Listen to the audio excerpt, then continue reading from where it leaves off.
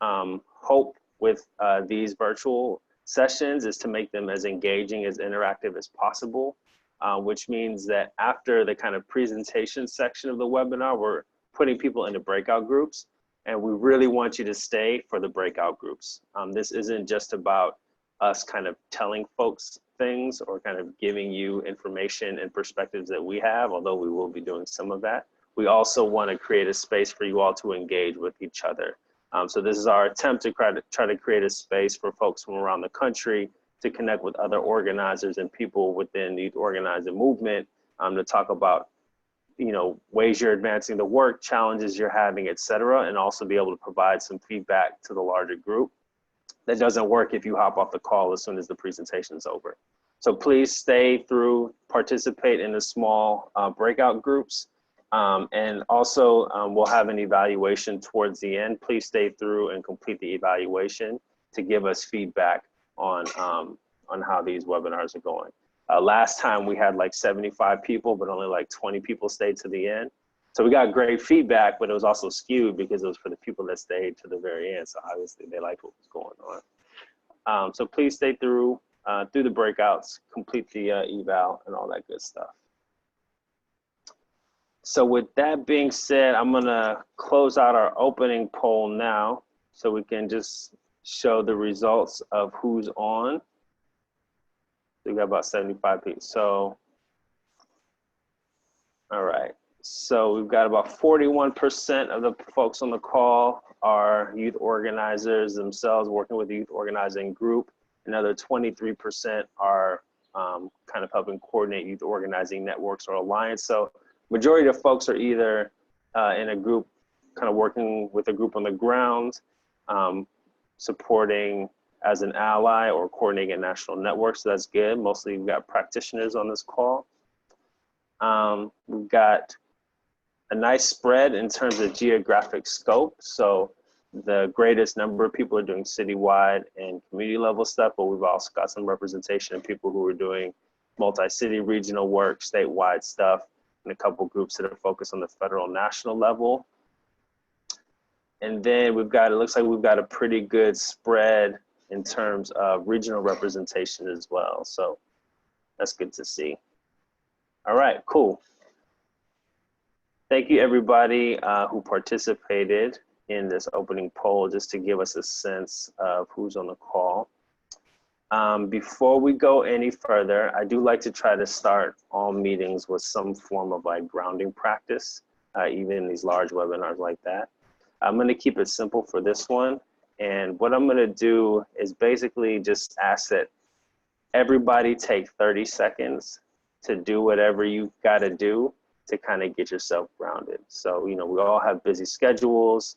I'm sure some of us rushed from something else to hop on this, or like getting on while we're still in the car or whatever the case may be. So I'm just gonna ask everybody, take a minute. You can stop your video if you like, the equivalent of closing your eyes in a virtual setting. So we can stop our video. I'm gonna keep time, just take 30 seconds, breathe, do Tai Chi, get some tea, do whatever you need to do to kind of get grounded and get present in this space. And I'll keep time.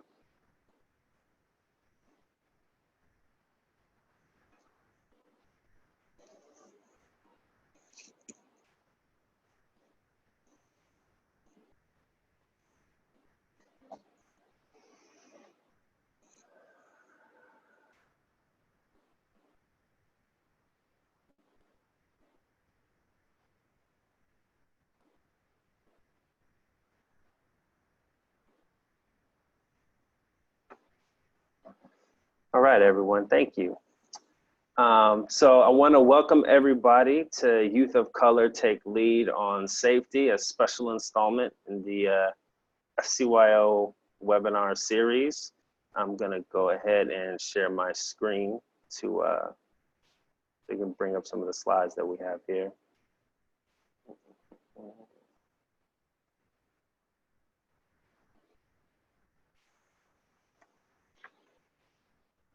All right, so Youth of Color Take Lead on Safety.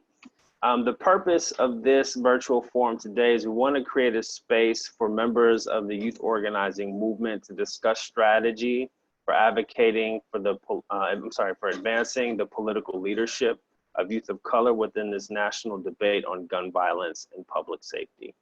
And so a little bit more on that, really appreciate the partners that got on this call. We went from like call out to a couple of key folks that we saw as really leading on this issue to having this call right now in about the span of about 2 weeks.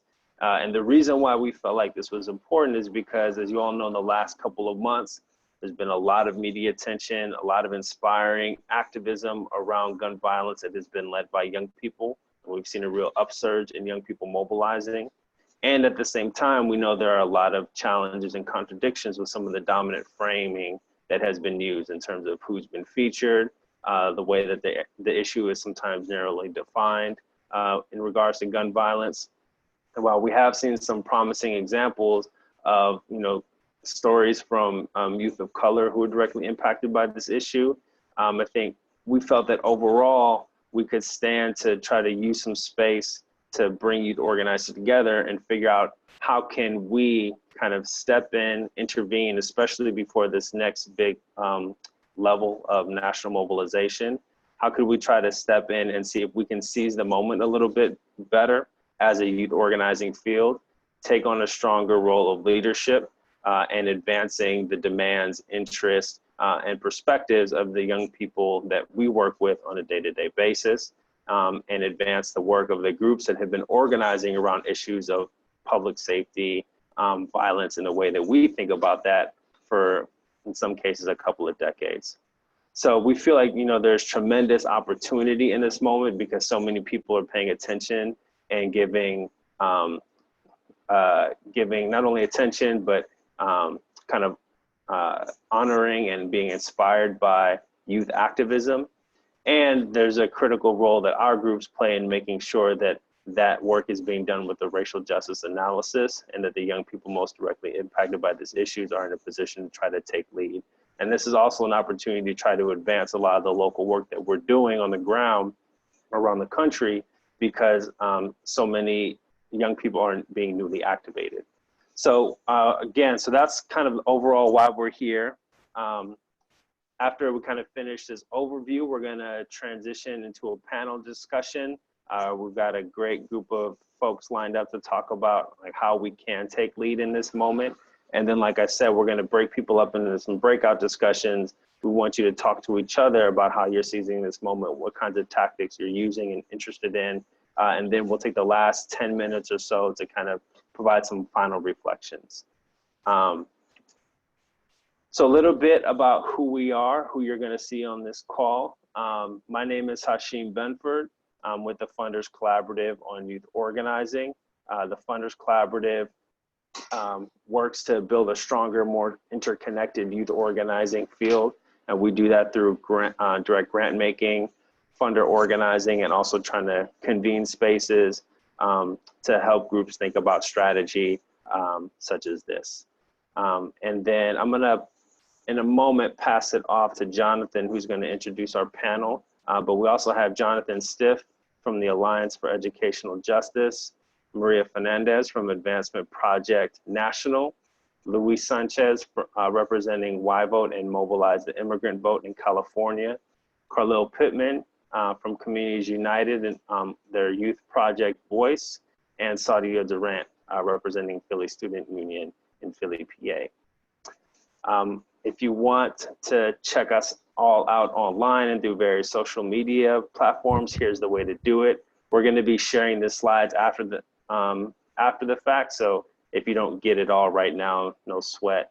You'll have access to this presentation so that you can get all this contact information. So with that, I'm going to pass it off to you, Jonathan, to introduce our panel. All right. Can folk hear me? Volume's okay? Good, good. Again, welcome everyone. My name is Jonathan Stiff, National Director for the Alliance for Educational Justice. Thank you for the cues. I'll be doing this the whole time. And as we get ready to walk into the conversation, one, we want to encourage folk to chime in with their experiences and questions in the Zoom chat. That'll also be a way that we can get live feedback around how what folk are talking about is landing, as well as keeping the conversation dynamic. And as we move towards introducing our panelists, I thought it would be important and thankful to Hashim to getting us going with the practice, but I wanted us to see if we can remember where we were when we heard about Parkland and what was our initial reaction, what was our initial response, and then for the panelists, as I invite them to talk about the conversation, to talk about from there, and then entering into how did your organization begin to respond and orientate itself. I know for myself and the Alliance, we have been building towards a national campaign around police out of schools. So I remember feeling an intense amount of panic and fear that all that we had been working for would be lost. It did not turn out to be the case. And I think the panelists have offered some really examples of how they have set themselves or reset themselves in the midst of a very difficult storm and have found a way to navigate through it while moving towards what they care about the most.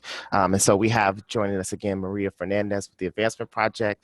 A little bit about Maria is she's grown up in youth organizing, so starting out in the Northwest Bronx, all the way up through through doing work with the Urban Youth Collaborative, Journey for Justice, and now Advancement Project. Luis, he invented youth organizing in California. And brings a lot of experience with YVote. And we'll be talking about kind of how they used it to continue to move towards kind of the electoral strategy. We have Saudia from the Philadelphia Student Union, who is a new and a dynamic and exciting youth organizer. And I think really kind of this has been her first major storm that she's had to walk through. So I think her experience offers a lot. And then last but not certainly least is Carlil, hope I said it right, Pittman, a young person from Communities United, who again have been moving various legislations and kind of really speaks from the experience of young people from Chicago who have experienced a tremendous amount of gun violence. I remember specifically having a call with young folk from Chicago and heard that clear, like when 17 of our young folk died in one weekend, nobody came for us, right? And that contradiction really lives and is embodied in the organizing and how they've continued to respond. So with that, giving y'all time to answer and to think about it. So let's start with Carlil and work our way up. So I'll ask some general questions and then we'll have two specific questions. And then again, the audience, encourage y'all to chime in on the chat box. Where were y'all when you heard about Parkland? What was your reaction? And let's get it started. So with that, turn to Carlil. Where were you when you heard about Parkland? And describe what has been your organization's strategic orientation since that moment. What have been some of your immediate objectives? How are y'all tying it to what y'all care about the most in long-term strategy? And what have y'all been experimenting with, right? In terms of newness and what this has emerged in this moment.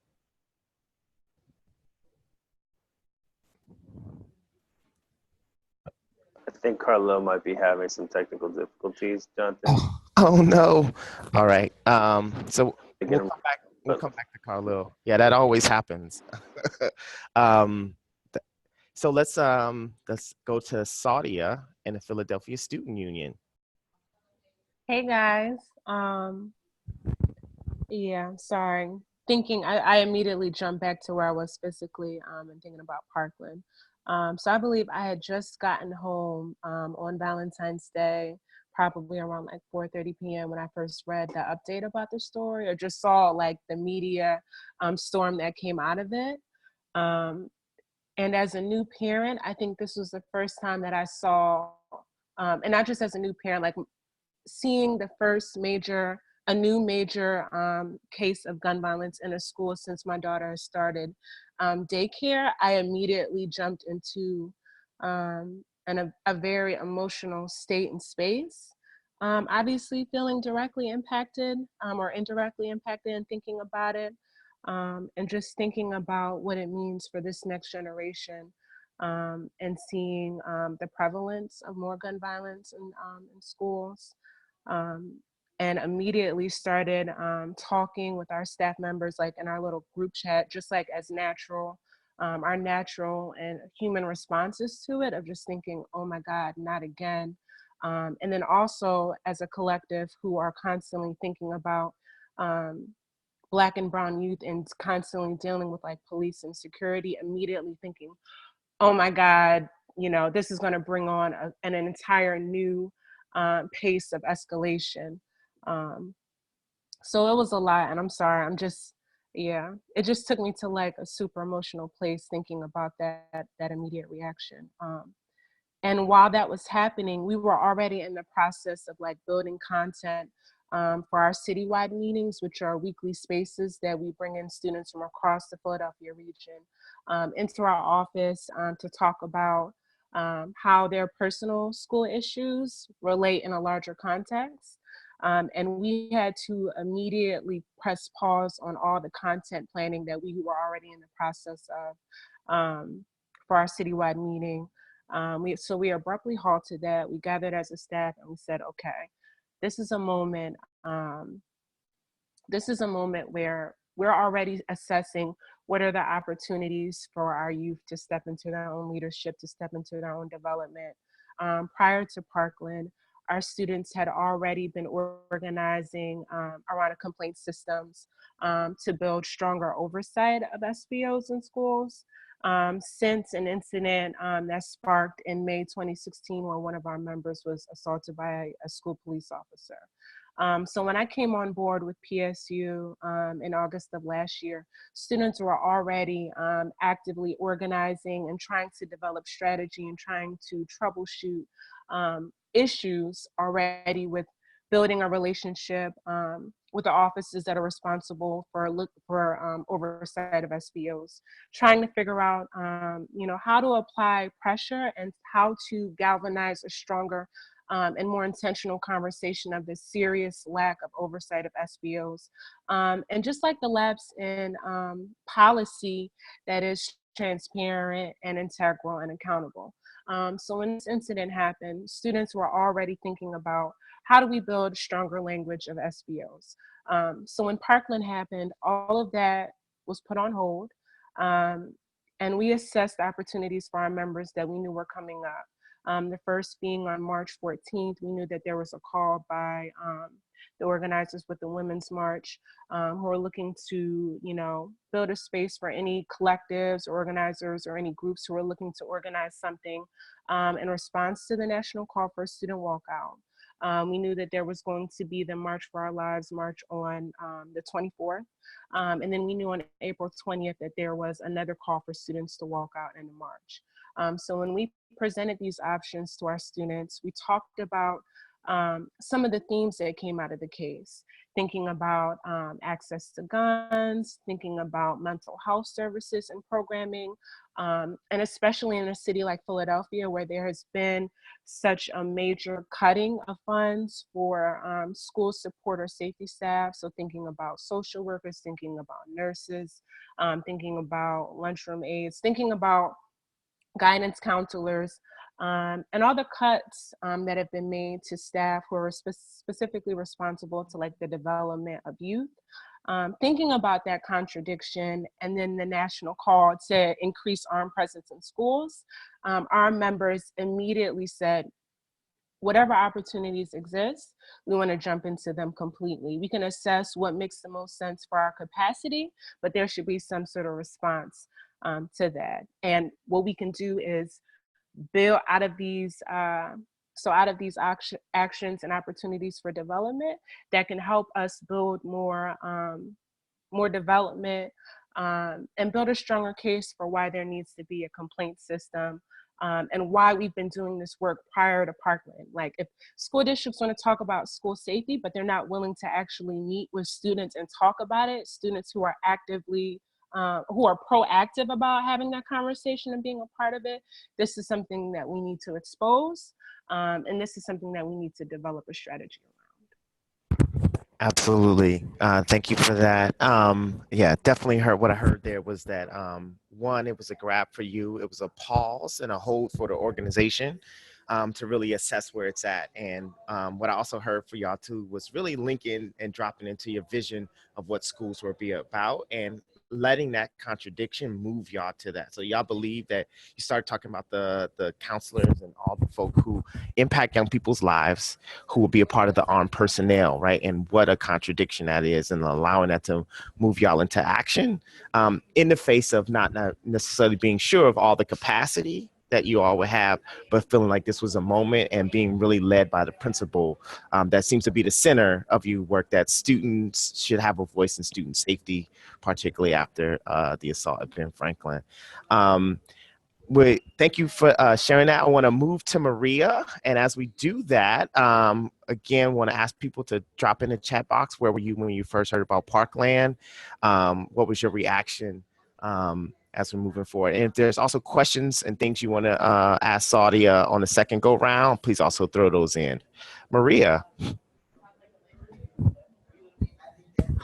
Hi, everyone.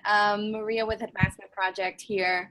I think I was in the office when I first heard about the shooting and immediately got up and walked around the office to figure out, has anyone heard anything? Particularly because we have a partnership in Broward County and have been doing a long set of work around implicit bias and trying to move the district and the superintendent to support young people and the school to prison pipeline. So there was a gut reaction of hurt for the young people whose lives were lost, and then deep fear around what it would mean for the work in Broward, and especially what it would mean for the work that all the organizations do across the country around ending the criminalization of young people of color, because we've seen this before.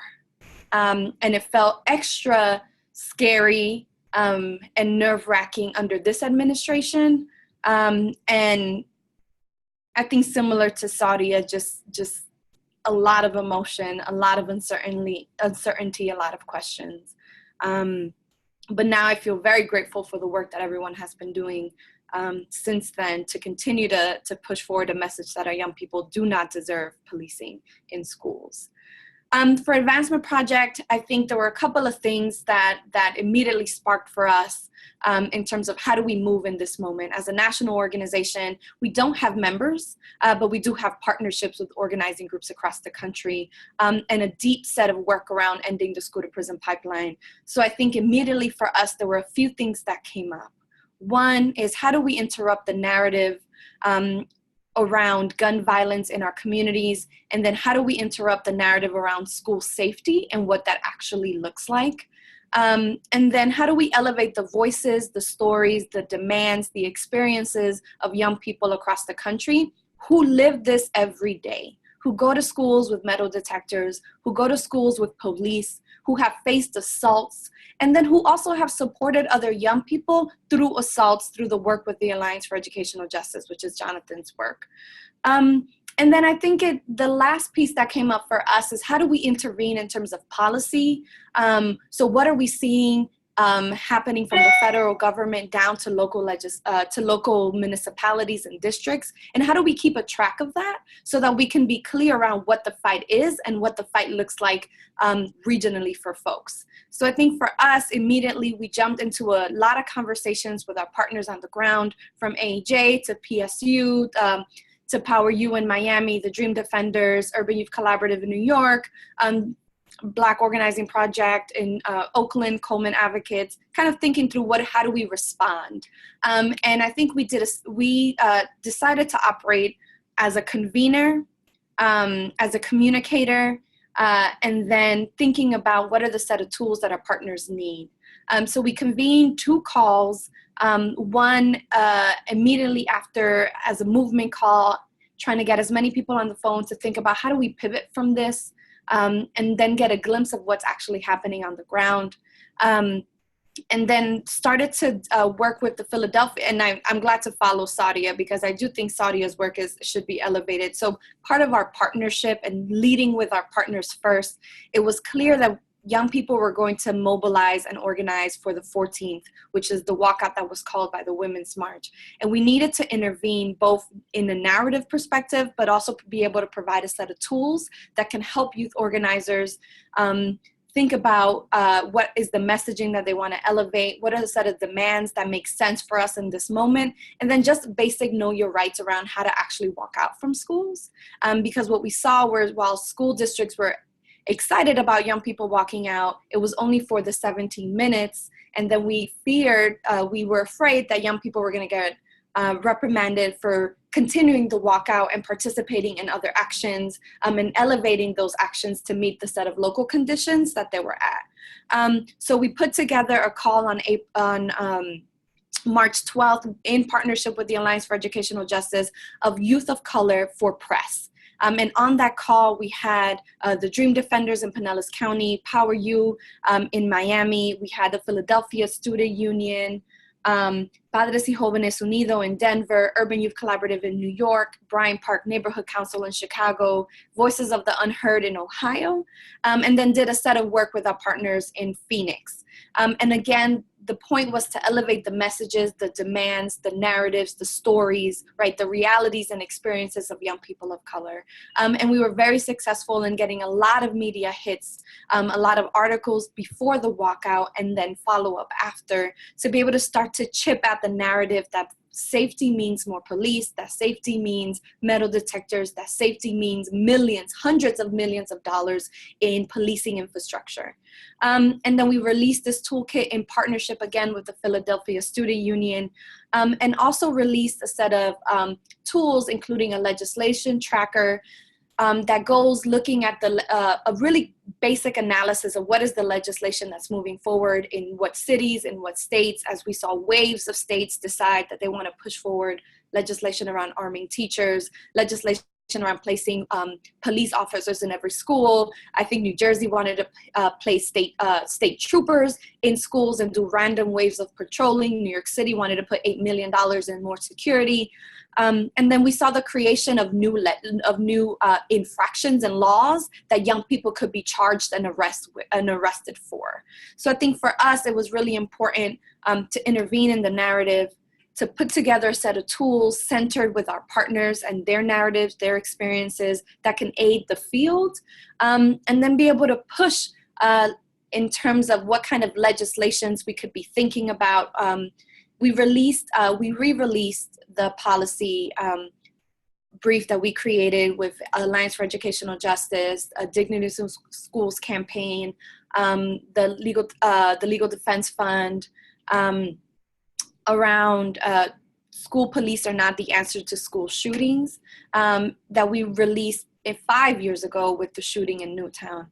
And unfortunately, here we are again, having to restate that school police is not the answer, that the militarization of our schools is not the answer, and that in fact, we should be listening to the voices of young people who have been organizing for decades to demilitarize our schools and end the school to prison pipeline. So I think for us, it was really elevating the voices of the youth and being able to set forth some tools that can help advance the field.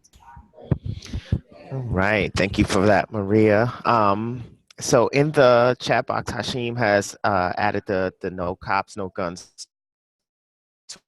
toolkit, which again was created work for the Philadelphia Student Union, as well as Caitlin has dropped in the investment projects legislation tracker. I know one of the things we've been seeing is that since then, according to the something of state superintendents, there has been over 200 different policies that have been introduced and legislation pieces in response to Parkland. And so definitely what we heard from Maria was a sense of we've seen this before, yet this is different. Drawn a little bit on the experience of we can't build a peace with a peace. I think I was also grabbed remarkably by the difference in the tone of the administration from the Obama administration to now. I never missed Obama so much except in that moment. And then what we heard from an advancement project was this real need to play a role of convener, communicator, and the other C of kind of crafts person, being able to create some instruments and tools that folk can pick up and really wage some policy fights. Still encouraging folk, if you have questions for Maria or Sadia or want to share, where were you when you heard about the Parkland shooting, to do so in the chat. I think Carlil has joined us. So you will go right up after Luis. And so Luis, where were you? What was your response, and how has your organization moved and pivoted to this moment? Good morning, everyone, or good afternoon for some folks. This is Luis Sanchez with Mobilize the Immigrant Vote, YVote. I mean, for me, I've been in the midst of trying to battle mass incarceration and school to prison deportation pipeline. Feels like my whole life, right? So the first thing I did was my pit in my stomach, like, oh my God, what's going to happen next, right? Especially in the midst, in particular in California, where I really felt that we had finally pivoted to really take on school police and SROs on campus, right? We were building momentum on that over the last couple of years. We had really been able to shift the narrative on suspensions and expulsions and other things related to how young people of color were treated in schools. And we really were beginning to take on both justice reinvestment at the school level, at the county level. And in that moment, I felt like everything was going to be lost, very similar to what Jonathan had mentioned. For us, the first thing I thought about is the difference this time and then maybe other times is that we actually have a statewide coalition and a national coalition that's been organizing on this. So I felt on some level there could be an organized effort, but of course I was always concerned about how this White House would respond. And of course it happened in the way, not only did the regular solutions come out, but they were even much more about militarizing our schools and criminalizing our young people. So I'm gonna do a quick share because I want to just show some images of as I kind of talk about some of the work that we were involved in out here. So one of the things, for us, the way we kind of respond is similar to AP, is that we're both a statewide network of about 24 organizations across the state. Mostly youth organizing groups that have been doing work around multiple issues, but with the large concentration around school to prison deportation pipeline work. And then secondly, we also have youth organizing outfits in places of need, like in the Central Valley and parts of LA County that haven't had historic youth organizing. And so for us, one of the conversations that began, particularly with our youth organizers, was that the contradictions began to emerge, right? Even though they might have been inspired by the image and the voice of someone like Emma Gonzalez, on the same level, they were worried about both the solutions that were coming out of the White House and even coming out of the young people in Parkland. And then secondly, they were having trouble, especially for a lot of our urban and rural areas, of connecting what had happened to their own experience, right? School shooting and so we had to really put out, very similar to what AP did, we actually put out this framework around really and distributed, particularly for youth organizers and youth activists, to really learn about how to talking about not only around gun violence, but repositioning ourselves within this conversation around school safety, because we've been the leaders on this statewide and nationally. So that was really helpful. And that actually came together because we actually had an emergency call with about 20 organizations 3 days after the shooting. And then they began to tell us what were their concerns, how they were having trouble talking about this issue to their young people, and how they could frame this issue without seeming that they weren't empathetic to the lives that were lost, right? Those were some of the contradictions that we were trying to deal with. So right away, we put out a framework that we put out amongst all our groups, and a lot of our youth organizing groups in the state actually played a critical role in helping us frame that, because a lot of it came from the work that folks have been doing for sometimes up to decades, right? The second thing is right away we wanted to push back on some regressive stuff. So this is the framework. And we started putting out some images. We put out some infographics that our organization worked on to just begin to frame the conversation around a racial justice lens, and then the impact both gun violence has on our communities in particular, but also how hardening our schools could impact our youth in our schools, right? And we wanted to put that out and put an alternative vision of what safety should look like. we were actually about to launch this new vision around the state with one of our sister organizations called YoCali, Youth Organized California, related to what redefining sanctuary in schools.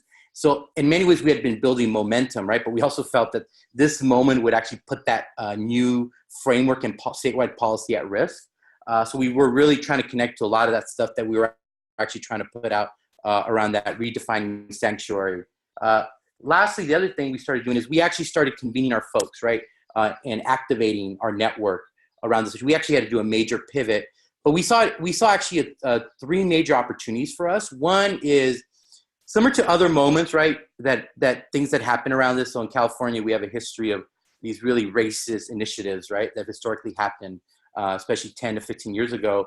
And even though there's a lot of energy that emerges from that moment, we've had trouble captivating that potential political power, especially amongst new young people that emerge in this moment, right? Either in our historic places where we actually have youth organizing groups, or actually in new places where we could expand our effort and impact.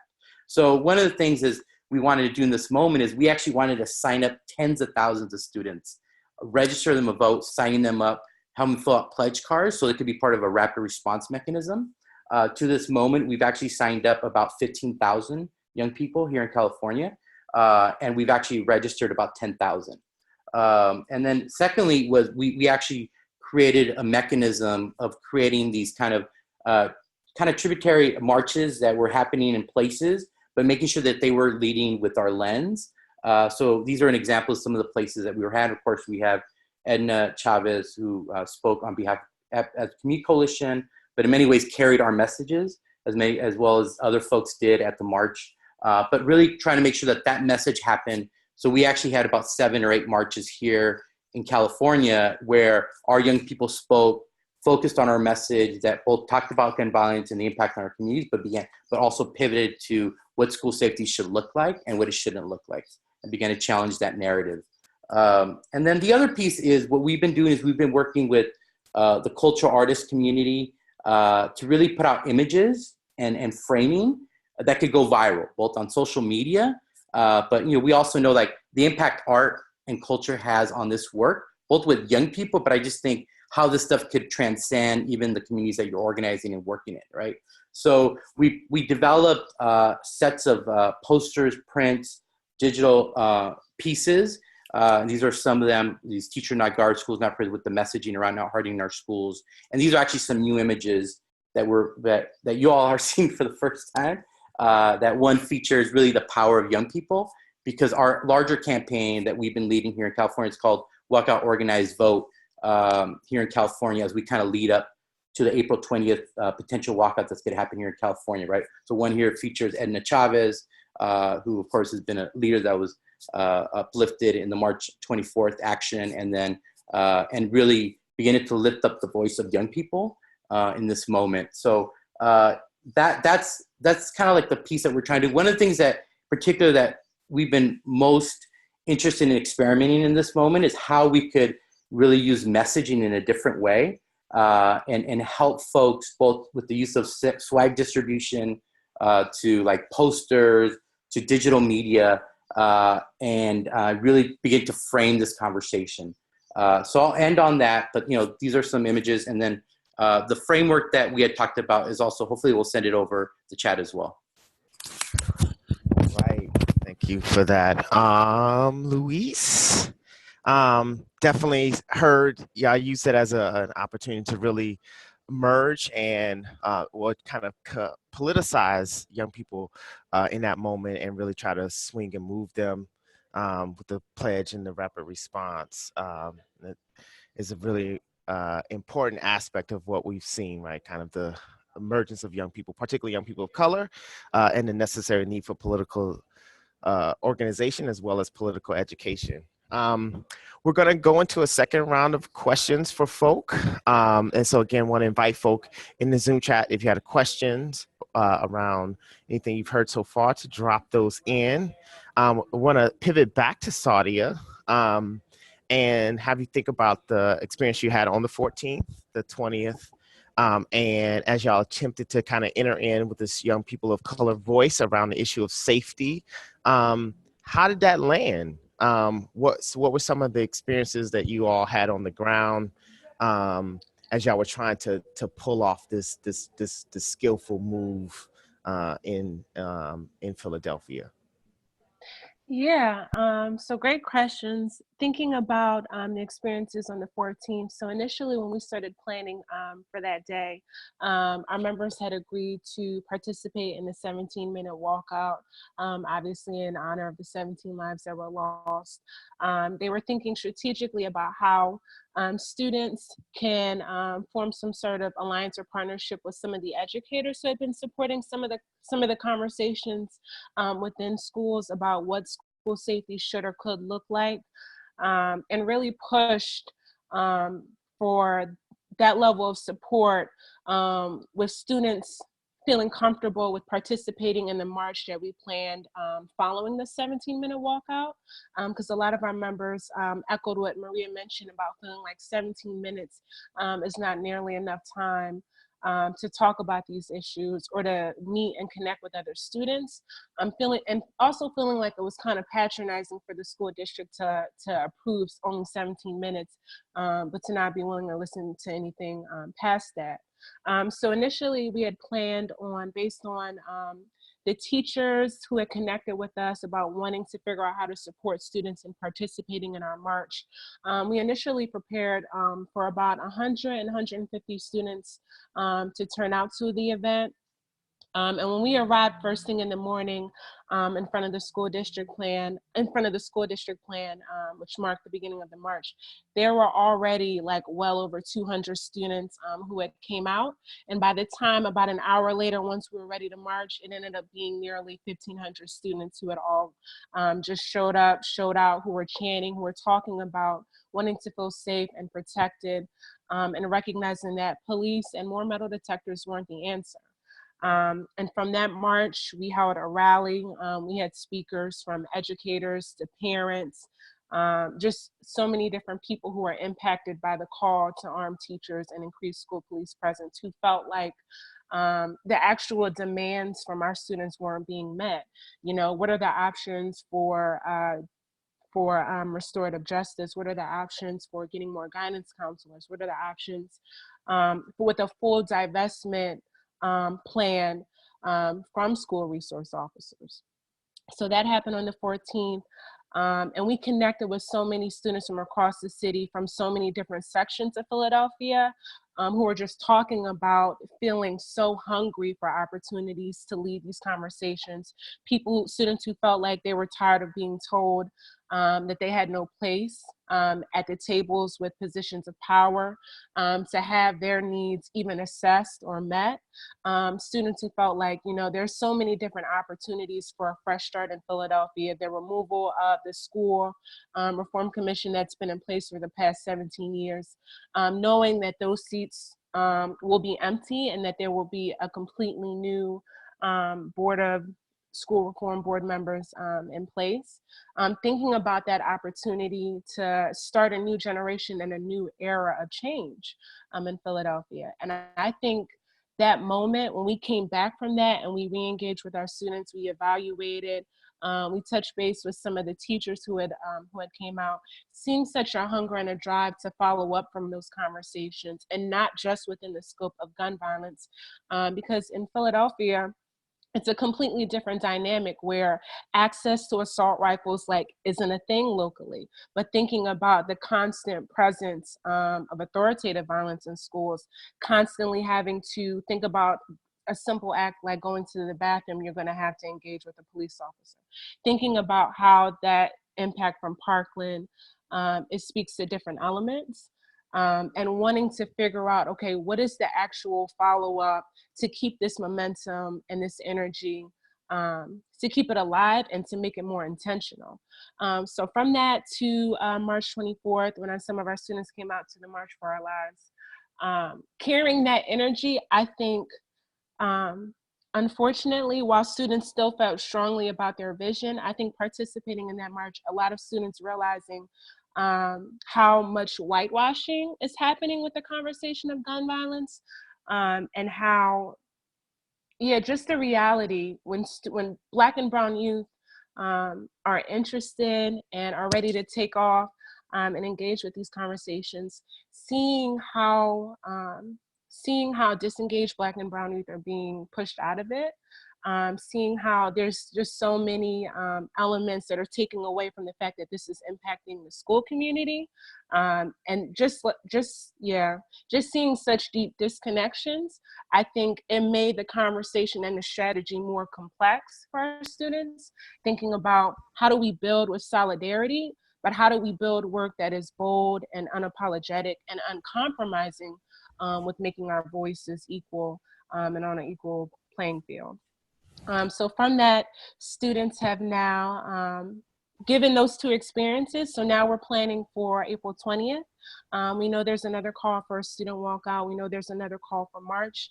Our students have decided to save their capacity, given that we've already done both, to focus on creating an intentional container to bring students from those marches into a space where they can talk freely about envisioning what school safety should look like. So that's going to be a summit that's going to be happening here in Philly on the 20th.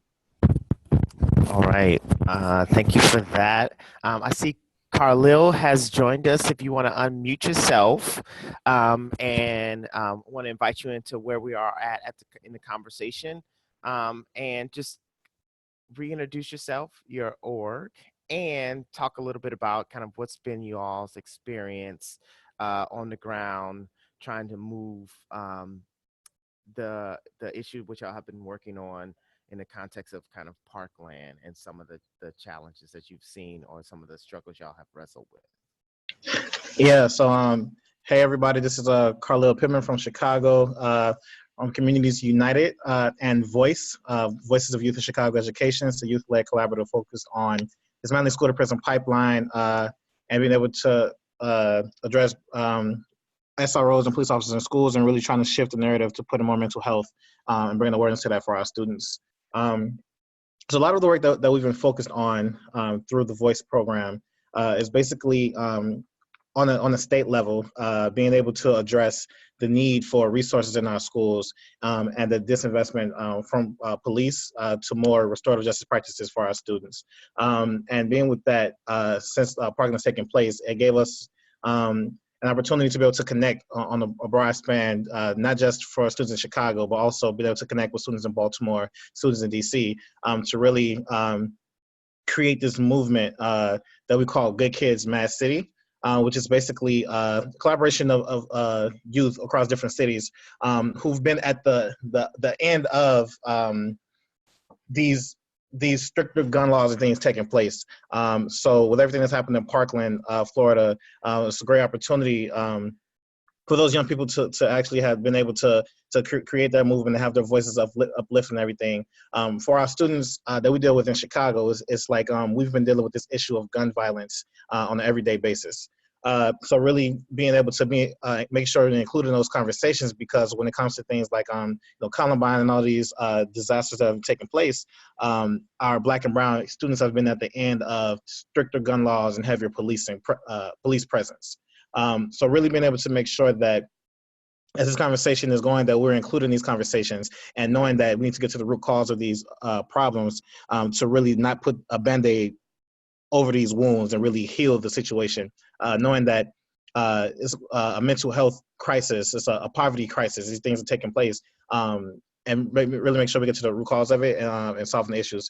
Some of the issues that we've seen since we've launched this movement is really basically what we just said. So through the Voice program, we've been working on legislation, our Educate, Don't Incarcerate campaign, which really gives an opportunity for schools to not invest in SROs, but instead, if that district decides to invest in more restorative practices, whether it's a counselor, whether it's a therapist or anything for the school, there's a fund that would equally match their budget for their SRO for the year.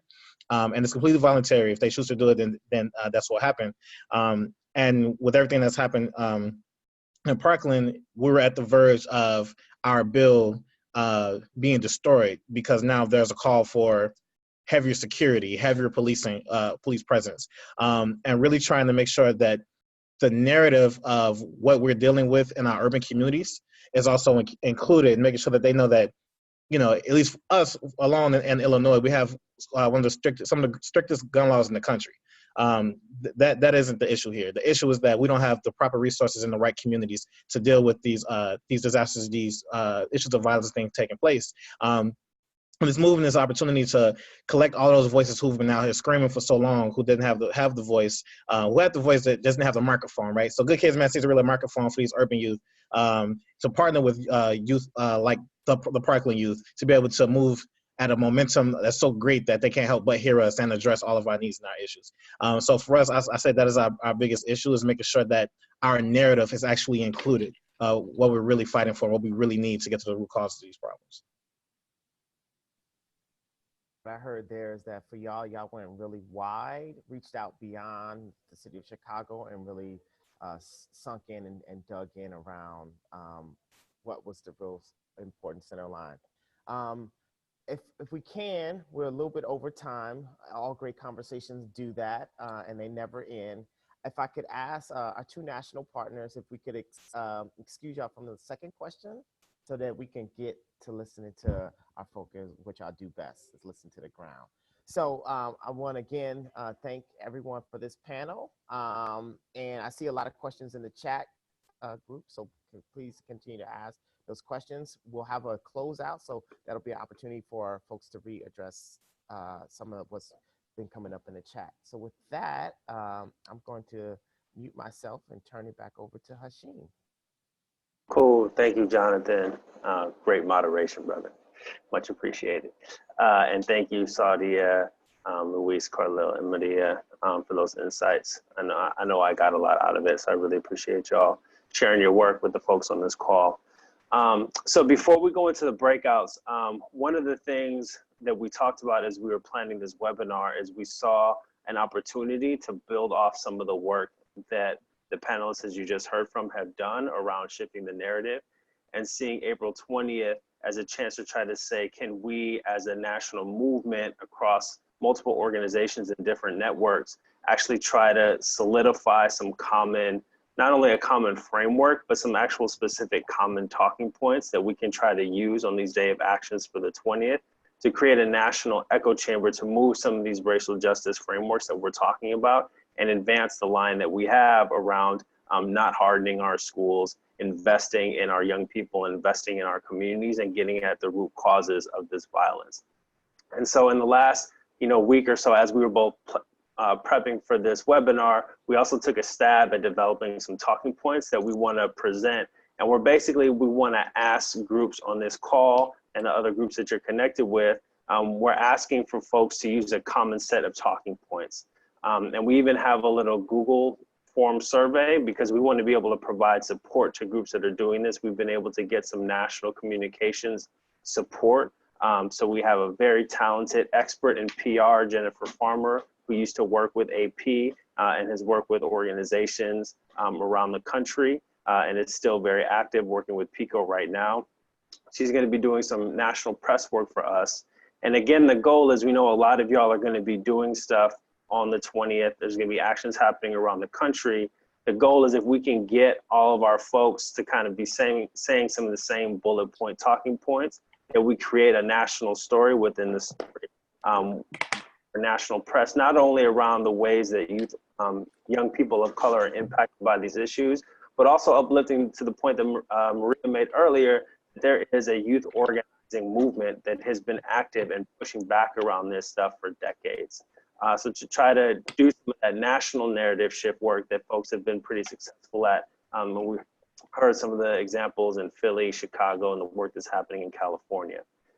So what I'm going to do is I just want to share what we've developed so far, and part of what we want in a moment when we get into the breakout groups, we're going to ask, one of the things we're going to ask you to consider is whether or not these talking points resonate with you.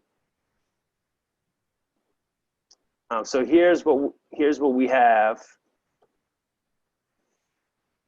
So we're using this framework of control is not care. We need to meet the needs of young people, don't control our bodies. And this is obviously in the voice of young people of color. All young people have a right to live in communities and attend schools where they feel safe, supported, and respected. Youth of color are directly impacted by multiple forms of violence that rob us of the safety and dignity to which all human beings are entitled. Our lives, as well as our physical, mental, and emotional health, are regularly threatened by gun violence, police violence, racism, sexism, and an economy that serves the 1%. Like all young people, we want to feel safe in our schools, but spending more money on police or putting guns into the hands of our teachers are false solutions that will further threaten our well-being. Schools should feel like positive learning environments, not prisons. Our school districts, as well as local, state, and federal governments, should meet the needs of youth, not control our bodies through criminalization and guns in schools. To ensure the safe and supportive environments all young people deserve, persons in positions of power should stop investing in cops, guards, and patrols and invest money towards evidence-based solutions such as counselors, social workers, quality schools, mental and emotional health services, and what other local work you might be working on. So that's what we've come up with thus far. And what we want to do now is we're going to go into our breakout groups. In a moment, Eric's going to put you in a group. And these are the three things that we want you to talk about with the other folks that you connect with. So obviously introduce yourself, share your name, your organization, your city. And then here are the three questions we want you to talk about. How is your group orienting to this moment? What are the big questions you're struggling with as you try to advance the leadership of your young people, i.e. youth of color? What kind of support would be most useful to help your group seize this moment? And how would you take this communications frame that I just offered, those talking points, how would you take that and apply it to your local work? So our panelists are also going to be participating in some of the small groups. So you may be lucky enough to have one of them with you. And they're going to have the responsibility of reporting back out what they heard. So that's going to be an opportunity for folks to provide some feedback to this group. So with that, we're going to ask that you go ahead and enter your breakout. I'm going to ask Mona to drop in the chat, and we'll do it again when we come back. There's a Google form. If you are interested in being a part of this effort to do some coordinated communications and using these talking points, we want to know that so that we can connect with you and make sure that the press work that we're doing is, we're able to kind of connect with your young people, all of that. All right, welcome back, y'all. As we transition back to the large group, we've got a new poll open. So we'd like to hear some of what came out of your conversations.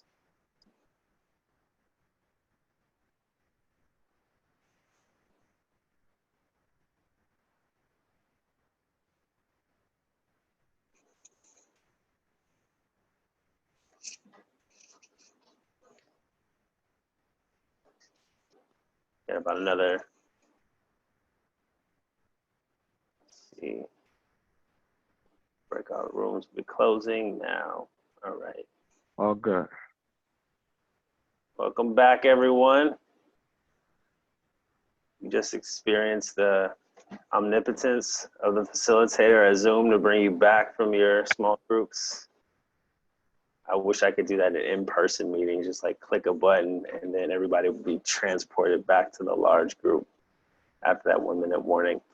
So we've got another poll up. We want to hear back from some of your conversations. Let us know what kinds of stuff you're working on, what kinds of support would be helpful as you try to seize this moment. And also, if you are interested, if your group might be interested in using these coordinated talking points that we offered. Mona is gonna drop in the chat box. She's gonna drop the link to the Google Doc that you can complete if your group is interested in coordinating communication so that we can connect our comms, our national comms folks to you. And then the other thing is on the topic of support. So one of the things that we all know is that we need more money always. And so some of y'all may know that the Funders Collaborative launched the Youth for Safety and Justice Fund. And we still have money available in that fund. So those provide grants up to $5,000 for rapid response So if you were doing stuff or have been doing work, this can also go to kind of reimburse your group for work that you may have already done around some of the previous National Days of Action. So Mona is dropping the link to that RFP as well. It's a short RFP. It's only a page with a couple of questions, just giving us a little background on your org and telling us a little bit about the work that you're doing. We also, Jonathan is going to be staying on point with the chat. So if you have other thoughts and feedback coming out of your small groups that you want to share, please put those in the chat and he'll make sure to help bring that into the conversation. I'm going to keep this feedback poll open for a little bit. And while people are coming back and responding to the poll, I want to invite our panelists who participated in some of the small groups to maybe share a couple of reflections on what you heard. How are people responding to the moment? How are people responding to this framework that we're offering? All that kind of stuff. I'm going to call on you first, Maria, because your image just happens to be next to mine on my Zoom feed. And then we'll go to Saudia, and then Luis, and then Carlo. All right. I think we talked a little bit about kind of what are some of the struggles that people are facing and are seeing locally. So there was some conversation. So I actually got a heavy North Carolina from one org and and then one California. So so I think so it's not kind of a regional representation, but some of the concerns is definitely kind of fear around young people being able, feeling afraid of kind of being able to speak out in this moment, particularly feeling targeted, and that there's going to be tons of pushback, particularly around the narrative around like violence and young people of color. There's some concerns around even the messaging around mental health and kind of how that could be damaging a little bit. And then I think there's interest in thinking about and wrestling with the framework that we put out. And then I think there's some connections that came up that we want to make outside of the group for folks in those regions to other organizations. Cool, thank you, Maria. Saudia, just a quick word, so we're kind of tight on time. Yeah, so something that came up in our group, in our breakout group, is thinking about the balance of providing the proper amount of resources for students versus providing them the training and developmental support to enacting a call to action and implementing the work that is being created strategically. And just figuring out that balance of like resources, action, and how to make sure both are adequately supported. Cool, thank you. Luis? I mean, we had some technical difficulties, but finally when we got on, one of the big things that was discussed, ours was a small group, but figuring out, given the disparate places we are across the country, not only a joint messaging strategy, but also they mentioned having a joint hashtag. That way it's easier to track when we're all doing stuff across the country and the state, especially our stuff that may be lost under the radar. So partly the power of that as well. Y'all didn't come up with any ideas for a hashtag, did you? Because that was one of the things we didn't figure out. No, we got pushed back into the main. So it's my, okay. Carlil? Yeah, so in our chat, we discussed post-Parkland, different type of things we're working on. So we heard that some folks were very involved in putting together the March for Our Lives piece. Some folks are locally working around the issues, have lost young people since then. And others who may not have been as involved are trying to figure out how they can bring some of this back to their community and be a part of the movement, as well as moving forward towards the April 20th event, trying to figure out how we can work together to support one another. Well, if we don't have anything ironed out right now, still trying to figure out how we can support one another and share messaging and open to do that. We didn't make hashtags. Cool. Jonathan, and then can you also transition us to the close by sharing any organizational announcements that you want to put out there around AEJ? Absolutely, kind of switch sides on me. So what I heard when in our group is that folk are trying to use this moment as a again kind of depoliticalization through learning exchanges. There was definitely call and need for support around messaging. And what we heard there too is that oftentimes our city budgets reflect the militarization that's already happening in our schools. So how do we center line what's not happening in schools with also not what's happening in communities? And then we heard that there's some students are doing walkouts, and so there was a call and support around how do students organize to protect themselves during walkout? What are some of the strategies and tactics there? So that's what I heard from groups. And with that, I'm gonna quickly pivot. So I know we had heard some announcements around the Good Kids Mad City piece.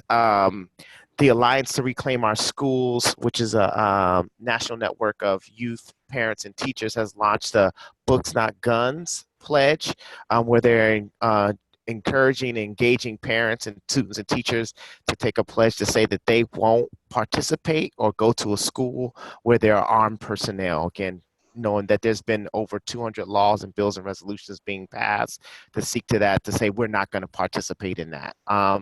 And we do know from RIA and some other folk with CPD, there's a youth statement that is going to be coming out shortly around the 20th, and there'll be a call for signups there. So if there are other actions that folk want to share, statements, I encourage you to add it into the chat. Again, we'll be able to grab all of the chat and be able to send it out to folk so people that can connect. I think that's it. Also, with the arrow stuff, there is a resolution that they have on the website for to target school boards, superintendents, and principals to pass resolutions that say that their school district will not participate in any kind of armed personnel policy or practice. So that's it. That's all I got. Cool. And then Luis, Sadia, Maria, Carlel, any quick words on it, just quick announcements you want to let people be aware of? Yeah, so I can go first. So real quick on the Good Kids Mad City stuff, if you all want to follow the movement or you're interested in joining the movement and hear more about it, we have a Facebook page, it's Good Kids Mad City, spelled the regular way. Twitter is GKMC18, and we also have a GoFundMe. We're trying to put together a convening for the different groups for a retreat to actually bring us together to share our messaging and create our timeline plans and everything. So if anyone's interested, please just follow the social medias. Cool. And just real quick word, I just launched the evaluation poll since we are going to wrap up and give people a chance to offer some feedback on how today's session went. Luis, any quick announcements? I just want to put out our at YVoteCA at YVoteCA. That's for all the 3 social media things. So if you all want to use any of our images that we're going to be putting out over the next couple of weeks, or see some of the stuff in the past, everything's there, including our racial justice framework and other stuff we put out there. Go ahead and check it out. Cool. Maria? Just want to shout out the Philadelphia Student Union, who's having their youth summit, and we'll be supporting that on the 20th. And then we're also going to be supporting a group of students in Florida around training and political education leading up to a summer of action. So we're excited about that as well. Great. Sadia? Yes, I appreciate that shout out, Maria. Yes. The only thing I'll shout out for us to follow up with the youth summit on April 20th on the anniversary of what sparked this campaign, which is the assault of one of our members, Brian Burney. On May 5th, we're going to be doing some trainings that our youth are going to lead with parents and teachers on how to support youth with figuring out what is the short-term and long-term strategy with the role of FCYOs in schools. So feel free to follow up for any info, or if you're thinking of doing something similar in your city. Cool, great. Thank you. And one last plug, if you are interested in coordinating around the communications, and also just to let us know what you're working on, so we can figure out other ways to support you, please scroll through the chat. Mona, maybe you can drop it one more time. Fill out the Google survey just to help us get a sense of what groups are doing next week. Even if you're not sure whether or not you're going to be using our shared communications framework, please let us know what you got going on. And just be on the lookout. We are going to send out a blast. We want to be able to try to do some kind of follow-up following the 20th to create even more space to kind of debrief and talk about, well, how do we move forward from this point. So thank you, everybody, for hopping on this call. Special thanks to Saudia from PSU, Carlil from Communities United, Luis from YVote and Mobilize the Immigrant Vote, Maria from AP National, and of course, my comrade Jonathan from AJ, going from like idea to execution in 2 weeks shows both how important this moment is, but also, you know, what can happen when we have like clear vision and the willingness to try to make it work. So much appreciation to y'all. That pretty much wraps us up right on time. Holla for good facilitation and good cooperation from all the participants. And I'm just gonna ask our co-host if you can stay on for a minute so we can just do a quick debrief and talk about next steps. Thank you, everybody. Thank you. Thank you.